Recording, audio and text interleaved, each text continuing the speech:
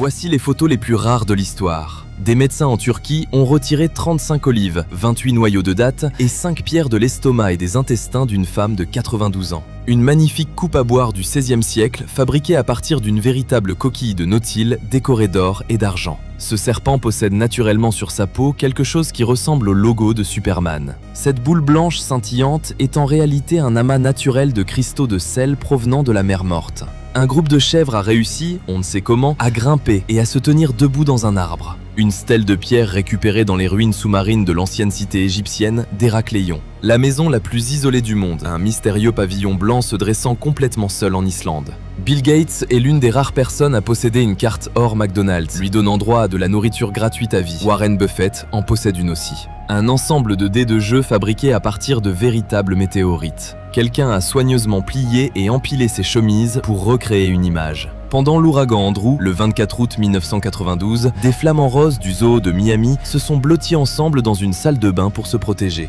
Lorsque 9 piliers de lumière sont soudainement apparus dans le ciel nocturne au-dessus d'une ville côtière du Japon. Ce réacteur massif de régénération catalytique continue est en route vers une raffinerie près de Lagos. Il mesure 95 mètres de haut et pèse 703 tonnes. Le plus grand pneu du monde, construit par Firestone en 1964, mesure 80 pieds de haut et a été utilisé à l'origine comme grande roue. Ces délicates fleurs de givre se forment à la surface de l'eau lorsque l'air est extrêmement froid et sec. Ce type est allé au supermarché juste pour acheter une seule tomate. Une serveuse a reçu comme pourboire un billet de loterie qui s'est révélé valoir 10 millions de dollars. Après avoir gagné, elle a été poursuivie en justice par ses collègues, puis par l'homme qui lui avait donné le billet, kidnappée sous la menace d'une arme par son ex-mari qu'elle a abattu d'une balle dans la poitrine, et plus tard contrainte de payer plus d'1 million de dollars en taxes sur les dons après une longue bataille avec l'IRS. Elle a finalement repris son travail de croupière de poker dans le Mississippi.